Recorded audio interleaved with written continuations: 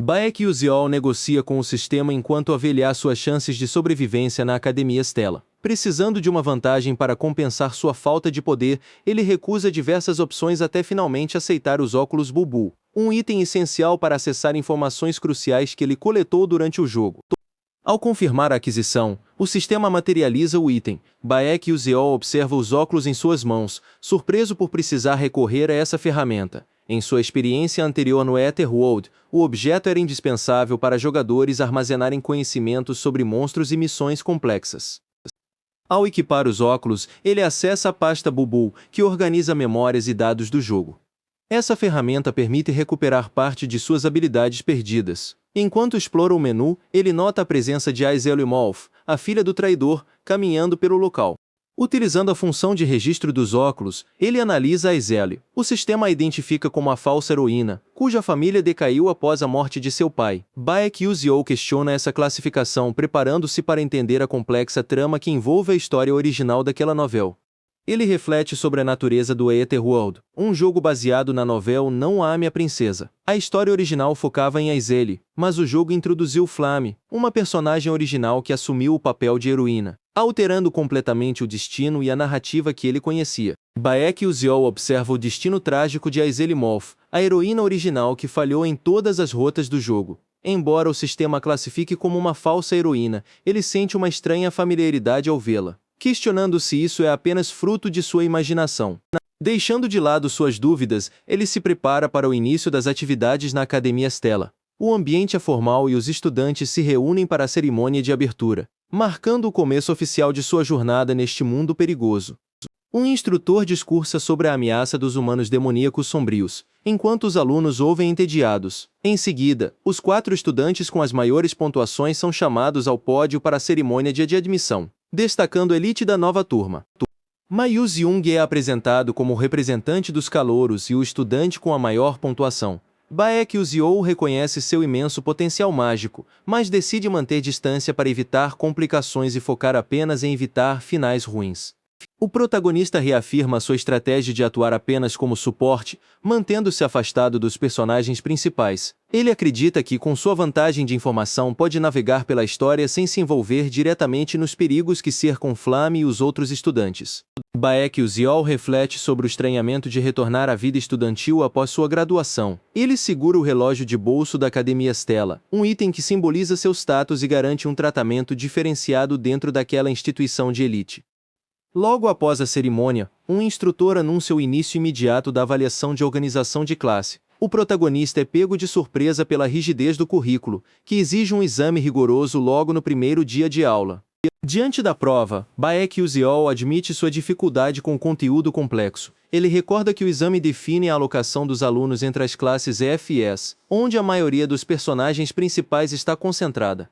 Enquanto pondera se deve deixar a prova em branco, ele observa Mayu Zeong. O prodígio já terminou o exame com facilidade, demonstrando um nível de habilidade muito superior aos demais estudantes da academia. Baek Uziol reflete sobre a origem privilegiada de Uzeong, nascido na família mais poderosa do mundo. Para o prodígio, a vida parece ser apenas um tédio constante, dada a sua superioridade natural e facilidade em tudo o que faz. O protagonista pondera como as ações da protagonista feminina podem definir o destino de Uzeong.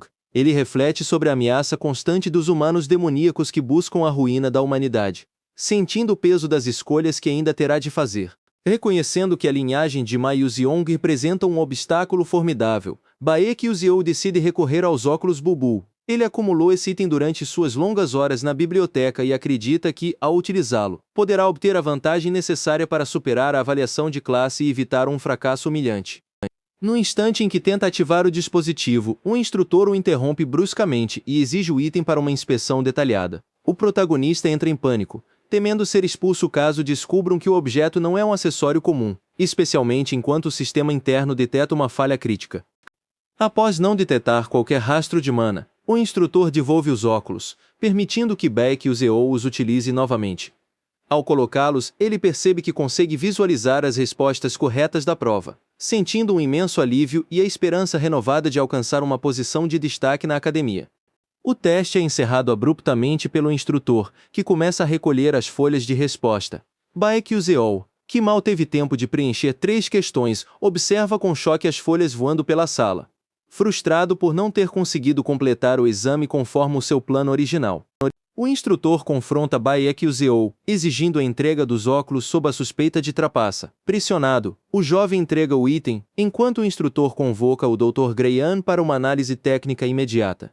O protagonista teme que sua tentativa de burlar o sistema seja finalmente exposta diante de todos.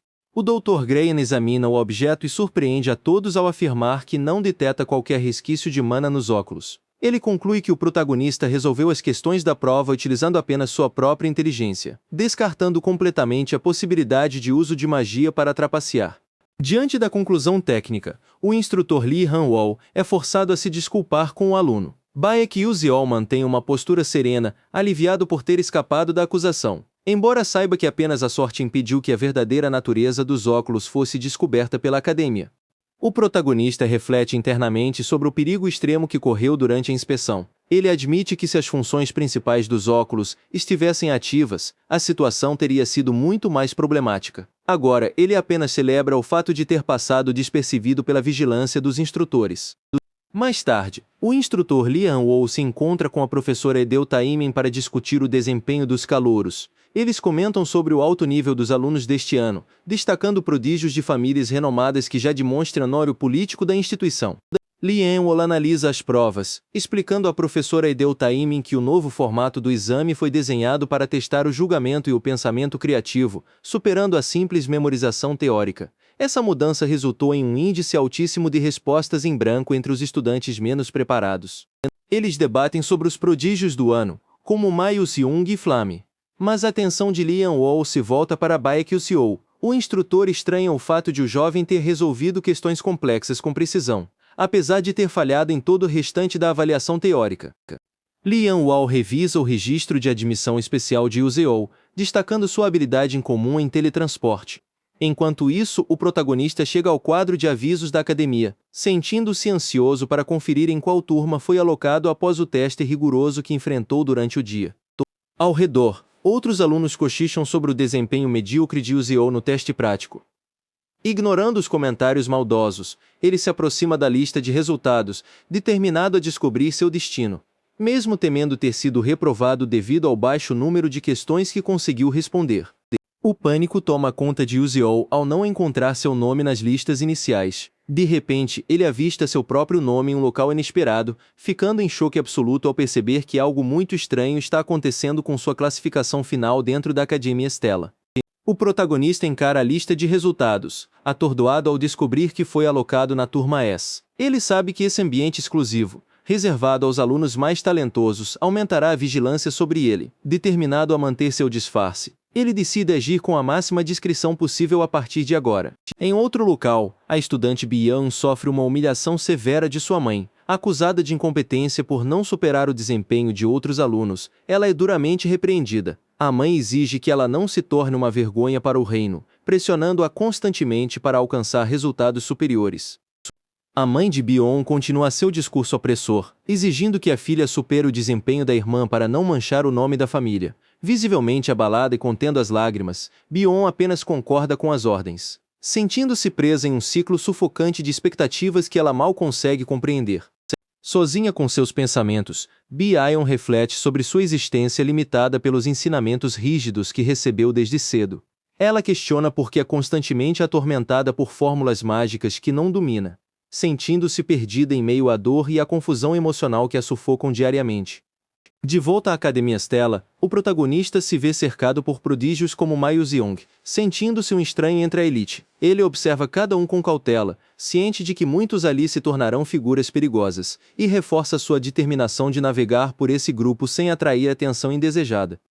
Bian entra na sala de aula, ainda pensativa e desejando que Flame pudesse alterar o destino que a aguarda. O professor Lee Han-wol surge logo em seguida, ordenando que todos se sentem imediatamente para iniciar sua apresentação formal diante da nova turma de elite. Os alunos reconhecem Lee Han-wol como um lendário guerreiro mágico, Respeitado por sua vasta experiência em combate real, ele reforça a natureza rigorosa da academia, deixando claro que exigirá o máximo esforço de todos durante o treinamento especializado para magos de combate que está por vir. Enquanto o professor se prepara para começar, ele nota a chegada tardia de Bion, que entra na sala visivelmente perturbada. O protagonista observa a cena com surpresa, estranhando que alguém tão rigorosa com as regras tenha se atrasado para um compromisso tão importante. O professor questiona se algo aconteceu, mas o protagonista decide investigar por conta própria. Ele ativa discretamente os óculos Bubu para analisar Bion, buscando entender o motivo por trás de seu comportamento incomum e da aura pesada que ela carrega consigo. A análise revela informações perturbadoras sobre o futuro de Bion, indicando uma morte garantida. O protagonista fica em choque ao ler que caso Aizelle morra por causa de Flamme, o destino de Bion será selado de forma trágica, confirmando que a vida dela está por um fio. Enquanto observa Bion, o protagonista processa a revelação aterrorizante fornecida pelos óculos. O destino dela está intrinsecamente ligado às ações de Flamme e Aizelle, criando uma teia de eventos que, se não for interrompida, levará inevitavelmente à sua destruição. Embora sinta um forte desejo de intervir para salvar Bion, o protagonista reconhece sua própria impotência diante da magnitude do que viu. Ele guarda os óculos, sentindo-se incapaz de mudar o curso dos eventos e optando por apenas observar de longe, mantendo seu disfarce. Bion percebe a presença do protagonista e o encara fixamente, criando um momento de tensão silenciosa na sala. Ele se sente desconfortável com a tensão repentina e tenta manter a compostura, evitando qualquer reação que possa denunciar o que ele acabou de descobrir. O professor Lian Wall interrompe o clima tenso ao anunciar a cerimônia de sucessão dos cajados. Ele explica que as turmas SA participarão juntas deste evento fundamental, que definirá o equipamento e o potencial de cada estudante na Academia Stella. Todos os alunos se reúnem sob a supervisão do professor em um espaço amplo, prontos para iniciar o processo de escolha. O protagonista observa o ambiente com atenção, ciente de que este evento é crucial para seu futuro e para sua sobrevivência na academia. O professor explica que os cajados variam de classe e que a escolha não é arbitrária, pois os artefatos respondem apenas aos dignos através da ressonância. O protagonista reflete sobre a complexidade do processo, sabendo que não pode simplesmente escolher um cajado de alto nível sem ser notado. O protagonista pondera sobre qual cajado escolher, considerando sua posição na classe S.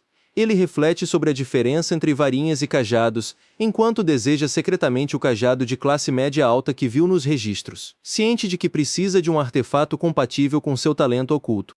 Um aluno chamado Uslek se aproxima, sugerindo com arrogância que o protagonista escolha algo adequado ao seu status de plebeu. Irritado, o protagonista mantém a calma e questiona a importância de Uslek, que se revela um subordinado do príncipe Jeremy, tentando evitar conflitos desnecessários naquele momento.